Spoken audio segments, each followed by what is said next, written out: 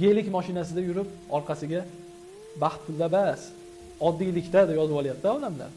Yo'inki boy badavlat bo'lib ketgandan keyin, cho'ntagida puli ko'payib ketgandan keyin, zo'r mashinalarni minib, uyini qasr qilib qurib bergandan keyin sabr to'g'risida, kambag'allik fazilati haqida hamma ham gapiraveradi, hamma ham dars o'taveradi.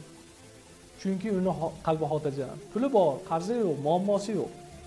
Xotirjamchilikdan, sabrdan, bu qora kunlarga sabr qilishlikni hamma boy badavlat odam ham gapiraveradi. Haqiqiy mardlik nima desa, o'sha sabrdir.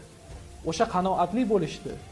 Boriga shukr qilib, yo'g'iga sabr qilishlikni kambag'al odam, o'sha boshiga musibat tushib turgan, o'sha cho'ntagida puli yo'q odamlar, o'shanaqangi qimmatbaho mashinasi yo'q odamlar aytsagina maqsadga muvofiq bo'ladi.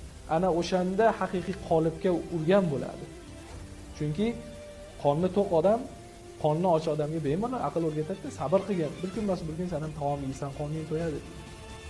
Lekin o'sha qorni och odam o'sha kuniga sabr qilsa va qolganlarga o'rgatsa, ana shu haqiqiy motivatsiya bo'ladi.